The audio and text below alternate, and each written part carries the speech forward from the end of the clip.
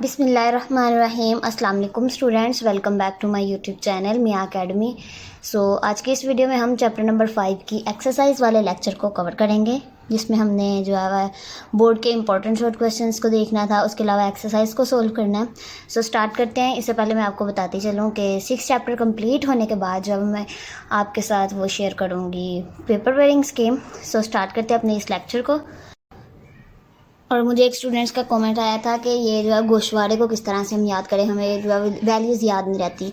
आपने क्या करना है कि जैसे यहाँ पे देखिए चीनी की कीमत और मिकदार रसद बताई हुई है, यानी कोई भी गोशवारा फॉर एग्जांपल करें उन्हें रसद का ही ले लें। तो आपने क्या करना है, जैसे आपके पास ये है ना चीनी की कीमत, यहाँ पर देखें आपने ऊपर जो अपने लिए ईजी करने के लिए लिख लेना है चीनी की कीमत, ठीक है। और आगे लिख लेना है कि किस में है, रुपयों में, ठीक है। और दूसरी क्या है, मिकदार रसद, क्या किस में है, किलोग्राम में। अब इसको करने के लिए अब फॉर एग्जांपल यहाँ पे उन्होंने देखे 5, 10, 15, 20, 25 लिखा और आपको वैल्यूज़ नहीं याद हो रही और यहाँ पे भी वैल्यूज़ लिखी हुई हैं। आपने क्या करना है, इसको कर लेना है 10, 20, ठीक है। ये आपने वैल्यूज़ लिख ली। आपने यहाँ पे क्या करना है, इसको स्टार्ट कर लें 20 से। ये तो आपको वैल्यूज़ याद रहेंगी ना इजीली, थोड़ा सा इनमें डिफरेंस है, थोड़ा सा फ़र्क लिखना है बस। और उसी हिसाब से जो जैसे जितने पॉइंट्स आपने पहली बढ़ानी है उतने ही हिसाब से आपने दूसरी इनमें चेंज करना है। जितनी आपने यहाँ पे वैल्यूज़ रखनी है, फॉर एग्जांपल अगर ये नहीं आपको समझ आ रही आपने दोबारा मैं आपके साथ शेयर कर देती हूँ, ये वैसे ही आप लिख लें, यहाँ पे भी आप वैसे लिख लें। यहाँ पे देखें फॉर एग्जांपल 5 लिख लिया, ठीक है। 10, 15, 20 और 25, इसको आप स्टार्ट कर लें फॉर एग्जांपल 2 से, ठीक है। 2, 4, 6, 8 और 10, नहीं तो आप 3, 6, 9, 12 और 15, यानी इनमें जो है थोड़ा सा जितना डिफरेंस आपने रखना है ना, आप जो बिल्कुल सेम डिफरेंस रखेंगे, ठीक है। उम्मीद है कि अब आपको समझ आ गई होगी। जिन स्टूडेंट्स को नहीं समझ आती, आप गोशवारा इस तरह से बनाएं और इन्हीं वैल्यूज़ को जो आपने बाद में इस तरह से वाई एक्सिस बनाना है, ठीक है। ये वाई एक्सिस हमारा होता है, ये एक्स एक्सिस। यहाँ पे आपने चीनी की कीमत लिख देनी है, ठीक है, क्योंकि ये आज़ाद होती है, और मिकदार रसद आपने यहाँ पर लिख देनी है और वैल्यूज़ पुट करके आपने ग्राफ बना देना है, ठीक है। अब आपको समझ आ गई होगी। अगर फिर भी समझ नहीं आई तो आप दोबारा से पूछ लें, ठीक है। अब स्टार्ट करते हैं। देखें सबसे पहले आते हैं एमसीक्यूज़। किसी शय की वो मिकदार जो किसी ख़ास अरसा वक्त में ख़ास कीमत पर, ख़ास अरसा वक्त में और ख़ास कीमत पर, ये भी आपने याद रखना है, ठीक है। देखना है कि दोनों हो। मंडी में फ़रोख्त के लिए लाई जाए तो उसे क्या होगा, फ़रोख्त के लिए लाई जाए यानी बेचने के लिए लाई जाए तो उसे क्या होगा, उसे क्या कहेंगे हम, रसद यानी सप्लाई, ठीक है। आगे देखें, जब शय की कीमत में तब्दीली के बगैर ही शय की रसद बढ़ जाए उसे क्या हम कहेंगे, रसद का बढ़ना। रसद का फैलना नहीं कहेंगे, क्योंकि कीमत में तब्दीली के बगैर यानी यहाँ पे बढ़ने वाला था जो वो दिगर अवामिल इसको जो है वो इस पे इफेक्ट कर रहे हैं। लेकिन जब फैलना होगी तो वो कीमत की वजह से होगी, लेकिन जब बढ़ना है तो वो जो है वो कीमत में तब्दीली के बगैर जो दिगर अवामिल जो इसे मुतासिर करते हैं, जो हमने लॉन्ग क्वेश्चन के लिए हमने पढ़ा था कि इम्पोर्टेंट है पिछले लेक्चर्स में, उसे कहेंगे हम रसद का बढ़ना।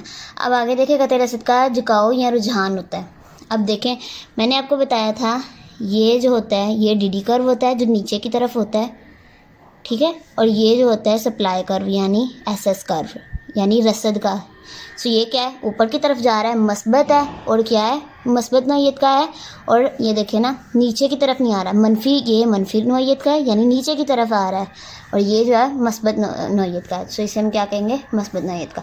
आगे देखिए दर्जयाल में से ये एसएस कर्व और डीडी कर्व का जो है लेक्चर्स में हमने ब्रीफली डिस्कस किया था, इसलिए मेरा नहीं ख्याल कि आपको समझ ना आ रही हो इसकी, ठीक है। आगे देखिए दर्जयाल में से किस सूरत में कानून रसद लागू नहीं होता, कारोबारी नकल मकानी से।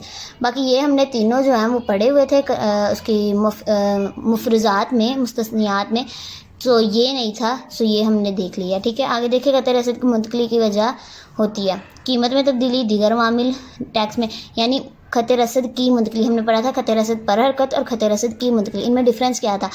खत रसद पर हरकत का मतलब होता था कि जो वो इसमें क्या हो रहा है, कीमत की वजह से मुतासिर हो रहा है, लेकिन खत रसद की मुंतकली यानी खत रसद का बढ़ना या चढ़ना, उसे हम क्या कहेंगे, दिगर वामिल जो है उसे मुतासिर कर रहे हैं। सो ये हमने लेक्चर्स में ब्रीफली डिस्कस किया था, आपको समझ आ गई होगी। आगे देखिए, जब किसी शय के कीमत में मामूली तब्दीली से रसद में बहुत ज़्यादा यानी नुमाया तब्दीली हो तो उसे हम क्या कहेंगे, अकाई से ज़्यादा है, रसद की लचक अकाई से ज़्यादा है। अगर कम होगी नुमाया यानी तब्दीली में यानी ज़्यादा हो रही है, अगर कम होगी तो अकाई से कम होगी, लेकिन अगर बराबर रहेगी कीमत में इजाफा इतना होगा, उसी हिसाब से रसद में इजाफा होगा, उसे हम क्या कहेंगे, अकाई के बराबर। लेकिन अब नुमाया तब्दीली है तो इसे क्या कहेंगे, अकाई से ज़्यादा। आगे देखिए, दर्ज में से कौन सी मसवात तफ़ाइल रसद का इजहार है। फर्स्ट ऑफ ऑल हमने देख लिया यहाँ पे इनमें डिफरेंस क्या है, एस लिखा हुआ है, ये यानी क्वांटिटी ऑफ सप्लाई, ठीक है। इसमें क्या है, माइनस में नहीं आती, सो इसे हम यहाँ से ही देख के कह देंगे कि ये नहीं है। आगे ये जो माइनस में होती है, ये वाला हिस्सा जो होता है ए जो है वो माइनस में नहीं होना चाहिए, सो इसे भी हम देख लेंगे, यानी इसे भी हम नहीं करेंगे। और इसके अलावा ये जो 26 माइनस 3 भी, अब इनमें भी जो हमने यहाँ पर देखे हैं, अगर ये वाली सॉरी यहाँ पे हमने पढ़ी थी ये वाली, ये देखें तो इसमें क्या है कि अगर मुस्तकिल मकदारें, ये जो है हमेशा पी जो है हमेशा मस्बत होना चाहिए। ये ऊपर यानी हमने काफ़ी ज़्यादा इसकी पढ़ी थी कि क्या क्या होना चाहिए, मस्बत झुकाव का होता है, मस्बत निशान का मतलब ये, इसको अगर आप पढ़ेंगे तो फिर ये आपको समझ आ जाएगा, ये हमने लेक्चर्स में डिस्कस कर लिया था। सो ये इसमें जो है वो हमारा ये वाला आंसर बना है। आगे देखिए, ज़ियाब ज़ीर मसलन दूध, फल, सब्ज़ी, मछली की वगैरह की रसद क्या होती है, कम लचकदार होती है, यानी ज़रूरत के, जैसे मंडी में इनकी कीमत बढ़ी है तो हम थोड़ी हद तक जो है बढ़ा सकते हैं, इनकी जो है सप्लाई ज़्यादा नहीं बढ़ा सकते, तो इसे हम क्या कहेंगे, कम लचकदार। अगर कोई चीज़ नहीं समझ आती सो यू कैन कॉमेंट में, आपके कॉमेंट्स पढ़ के मुझे बहुत अच्छा लगता है, कॉमेंट करते रहा करें, मुझे मोटिवेट करते रहा करें ताकि मैं लेक्चर्स बनाती रहा करूँ। अगला देखें तो फ़रोख्तगार की कीमत महफूज मुतय्यन करता है, यानी कीमत महफूज मुतय्यन करता है, यानी जिस कीमत पे आजर जो है बेचता है उसे हम क्या कहते हैं, महफूज कीमत। ये हमने महफूज कीमत वाला फर्स्ट लेक्चर में आई थिंक सो पढ़ा था हमने जी। यहाँ पे देखें पेज नंबर 101 पे, तो यहाँ पे हमने लेक्चर नंबर 1 में डिस्कस किया था महफूज कीमत वाला। इसको कौन मुतय्यन करता है, आजर। आगे देखें तो कानूनी रसद की रूह से कीमत और रसद में क्या पाया जाता है, ताल्लुक़ तकसीरी पाया जाता है, यानी उसमें कीमत और तलब में जो है माकूस रिश्ता पाया जाता है, यानी उल्टा रिश्ता पाया जाता है। लेकिन कीमत और रसद में क्या होता है, तकसीरी रिश्ता पाया जाता है। कीमत और तलब का आए तो तकलीली है, कीमत और रसद का ताल्लुक आए तो तकसीरी है, ठीक है। इसमें भी हमने डिफरेंस पढ़ा हुआ था पिछले लेक्चर्स में। आगे देखिए, मुश्तरक अशिया की रसद हमेशा क्या होती है, बराह रास्त होती है। किसी शय की इनमें से कोई चीज़ नहीं समझ आती आप पूछ लीजिएगा, ठीक है, क्योंकि हमने लेक्चर्स में जो है तकरीबन 2.5 घंटे का लेक्चर्स होते हैं, सारे उसके पूरे चैप्टर्स के लेक्चर्स को मिला के अगर हम करें तो तकरीबन 2.5 घंटे के लेक्चर्स होते हैं। उसमें हमने ब्रीफली डिस्कस किया हुआ है, इसलिए कोई चीज़ फिर नहीं समझ आती। आप फ्री करें, आप जो ईज़िली आप कमेंट्स में पूछ सकते हैं। आगे देखें, किसी शय की रसद कीमत में क्या होता है, मस्बूत रिश्ता पाया जाता है, जो हमने MCQs में पढ़ा था। आगे डैश अशिया की रसद कम लचकदार यानी ज़ियाब ज़ीर अशिया की, ये भी हमने देखा था यहाँ पे 8वें MCQs में कम लचकदार होती है। और कम लचकदार और पायदार अशिया की जो है वो क्या होती है, ज़्यादा लचकदार होती है। इसको भी हमने डिस्कस किया था। आगे खत रसद का रुझान हमेशा बाएं से दाएं जानिब होता है, यानी ये देखें बाएं से दाएं जानिब होता है, सॉरी ये DD कर्व था, बाएं से या ये बाएं से दाएं जानिब होता है, ये SS कर्व होती है, यानी खत रसद का रुझान। आगे देखिए, शय की ऐसी मकदार जिसे मंडी में फ़रोख्त के लिए ना लाया जा सके, यानी वो इसे स्टॉक कर लिया जाए, सेव कर लिया जाए, उसे क्या हम कहेंगे, ज़ख़ीरा। तफ़ाइल रसद में कीमत P के साथ क्या होता है, मस्बत निशान होता है, ये हमने पढ़ा था। आगे देखिए, कानूनी रसद के मफरूज़ात से मुराद वो अनासर हैं जिन्हें हम यानी लाट कर लेते हैं, फ़र्ज़ कर लेते हैं, जिन अनासर को, जिन हालात को। किसी शय की रसद और ज़ख़ीरा में फ़र्क होता है। खतरात और नागहानी हालात में कानूनी रसद का इतलाक़ रुक हो जाता है, ठीक है। अब मुकम्मल तौर पर गैर लचकदार रसद वाली अशिया का खत रसद क्या होता है, अमूदी होता है। आगे ये कॉलम्स हैं, अगर कोई चीज़ नहीं समझ आती सो यू कैन कमेंट में, आपको ये मिलाने में थोड़ी डिफ़िकल्टी होती होगी। यहाँ पे मैंने नंबर्स लिख दिए हैं और इसे जो आप देख लीजिएगा, ठीक है। ये 6 4 2 1 3 5 7 12 8, यानी ये जो फर्स्ट वाला है इसको जो हम 6 के साथ जो यहाँ से मैच करेंगे, 1 2 3 4 5 6, यहाँ पे खत रसद का मस्बत रुझान होता है, ठीक है। अगर कोई चीज़ नहीं समझ आती आप पूछ लीजिएगा। आगे हमारे शॉर्ट क्वेश्चंस, तो इसमें क्या है, रसद और ज़ख़ीरा, ये जो मैंने बी लिखा हुआ है ये बोर्ड के लिहाज से इंपॉर्टेंट है, ठीक है, ये वाले शॉर्ट क्वेश्चंस। 4 मैंने मार्क किए हैं। रसद और ज़ख़ीरा में क्या फ़र्क है, ये भी हमने पढ़ा था लेक्चर नंबर 1 में, ठीक है। और आगे कहते हैं रसद का रुझान तकसीरी नोयत का क्यों होता है, ये क्योंकि इसका जो है वो अगर कीमत बढ़ती है तो ये हमने पढ़ा था कि कीमत बढ़ती है तो रसद भी बढ़ती है, अगर कीमत कम होती है तो रसद भी कम होती है, ताकि आज जो है ज़्यादा से ज़्यादा मुनाफा कमा सकें। इसलिए क्या होता है, इनका जो है तकसीरी नोयत का होता है रिश्ता, यानी रुझान जो आपस में। यानी ये देखें ना, साथ में आपने डायग्राम बना के एक्सप्लेन कर देना है कि ये जो है एस कर्व है, इसकी नोयत क्या है, तकसीरी नोयत का है।